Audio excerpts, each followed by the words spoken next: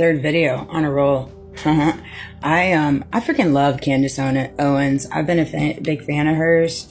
And generally speaking, I do stand by a lot of the stuff that she says. And right before I started this video, she was doing an interview with Nick Conan, and she's like, I respect everybody. I respect everybody. I respect you enough not to lie to you. Bingo. Bingo. Dropping nuggets there, Candace. I'm saying, girlfriend. I think it's comical. People take you being honest, you being raw, you being real with people as being disrespect. That's the world we live in. Yeah. If you're honest, real, authentic, and true, you're disrespectful. Well, I beg to differ. I stand with you on that, Candace. No doubt. I love that. And she's caught so much heat. She's caught so much heat, and she always rises above it. And she stands on her morals, her values, and her faith. Hands down. And she calls it like it is. And she's way more on the knowing when it comes to laws, the government, and all that stuff, far more than I am. I find her to be so intriguing with her level of intelligence, her level of duality, and how she just speaks things easily, effortlessly, immediately, and abundantly. God's been working through her, with her, and through her for years. And it's one of those things, you know. You don't have to agree with me. I'm just saying. For entertainment purposes only, I was just having a conversation with a coworker. So here's what I deal with on a daily basis. There's so much inconsistency in my world, it's not even funny. Like 1 week I'll get 5 days at work. The next week I'll get 4. The next week I'll get 3. And I'm pretty sure a lot of people probably feel that. You know, it's my only source of income. That's the only source of income they've oh so graciously granted me with. Thank you.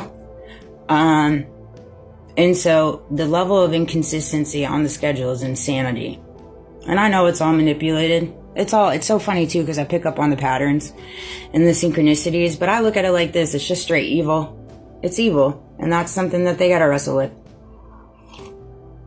When you're at a position in life where you get off on messing with people's livelihood and their ableness of taking care of their children, yeah, there's something deep rooted inside of you that needs some cleansing. God needs to come in and do some work.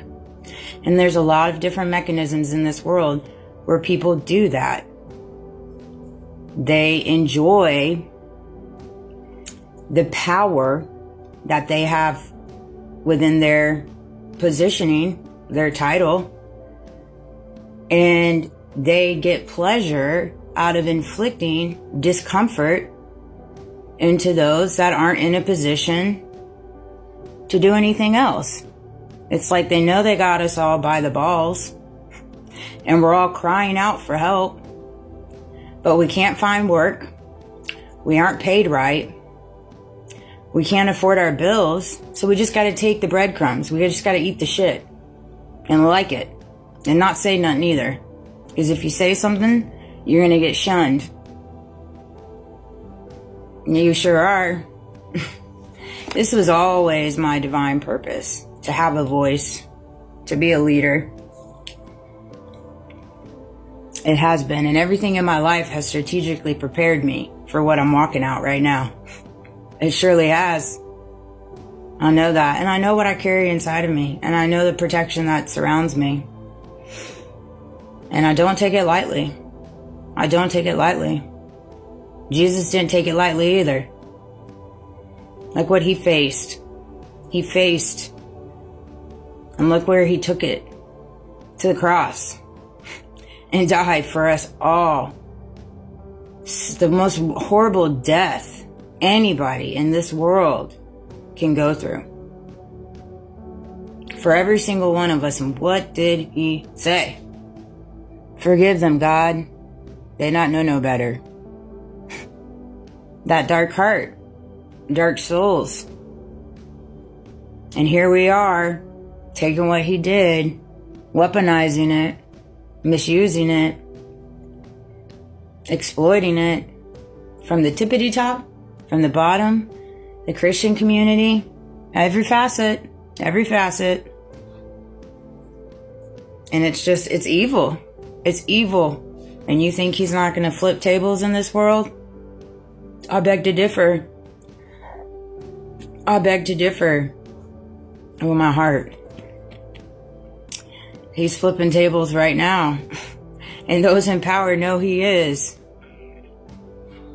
That's why they're going after all the chosen ones, or however you want to slice it and spin it, with targeting and gang stalking, harassment, unlawful surveillance, exploitation, inconsistencies, blockages, deletion, every angle.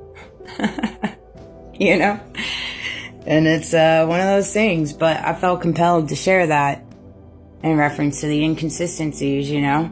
I get you. If you're in the work world and you're in a situation such as that, I feel for you. I do. I get it. I feel the same way. It sucks. Especially when you run on your ethics, your morals, and you perform substantially for the company. Like I told my mom yesterday when I came home, they always ask me how my day was. I'm like, interesting. You know? She's like, what do you mean interesting? I'm like, you know what I mean? You know? Every day is interesting. And what'd she say? I don't remember what she responded. I'm like, sure.